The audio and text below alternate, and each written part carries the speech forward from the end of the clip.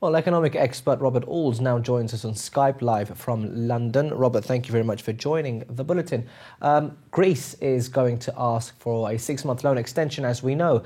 Should we expect them to accept the austerity that comes along with the bailout deal? Well, the Greek people have overwhelmingly rejected austerity. It's given them 5 years of serious pain, a 25% reduction in their GDP, 25% unemployment, and massively high youth unemployment, which is over 50%. A whole generation without work, almost. So really what we see is the Greek people absolutely rejecting austerity through the election of Syriza. And of course, the current policies of Syriza are backed by nearly 80% of the Greek population, who actually want them to keep fighting against the EU and the austerity programme and end austerity. So they were elected into government in the recent elections, and of course have the overwhelming support of the Greek population, who want them to end austerity and fight against the EU's austerity programme, which has caused such economic hardship, which has just ruined Greece.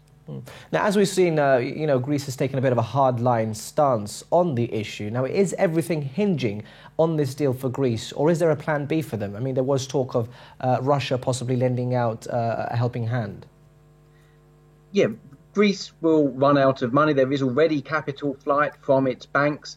The Greek economy just can't actually service its debts at the moment without more money from the European Central Bank. But to accept that money, they have to enforce austerity.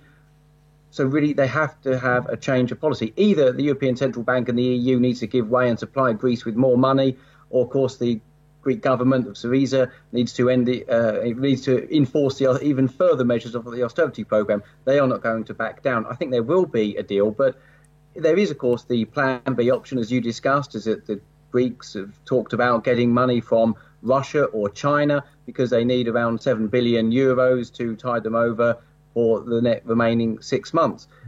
That, of course, could well come from Russia or China. And I think that would actually be a reason why the European Central Bank and the EU, as well as the IMF, would actually give more time to Greece and look at giving them emergency funding to support their economy over the next few months until, of course, a full deal is reached. However, if that full deal isn't reached, it will mean that Greece will have to leave the euro because, of course, they just cannot service their own debts. They do not have enough money in their own economy. They have massively high debt, partly as a result of the austerity programme, which is now 177% of GDP. It simply cannot be afforded, and the euro makes their economy uncompetitive. Yeah. And that's really at the heart of the Greek problem. So really, there will be problems if they left the euro, but of course there would be other benefits as well, which will... Robert, I mean, of course, getting rid of austerity and maintaining their loans is, of course, ideal for Greece. I mean, but yet, should Europe not back down? I mean, it could be far more worse for Greece not to reach a compromise now. Well, in the short term, if there was not an agreement with the European Union and there wasn't funds available from, say, Russia or China, if those plans fell through, then, of course, they would have to reintroduce their own currency, which previously was known as the drachma. Now, that would lead to inflation, but it would also lead to exports being far more competitive. It would actually enable Greek exporters to sell their goods around the world at a far more competitive rate, which will be a real help to the Greek economy. Plus, of course, it will make it a real positive destination for tourism, because, of course, the currency would presumably be of lower value, which would mean there would be a very good destination for people around the world, which is a major part of the Greek economy, tourism. So there would actually be benefits. There would be a temporary shock. But at the moment, Greece is suffering from what is known as deflation, which is falling prices.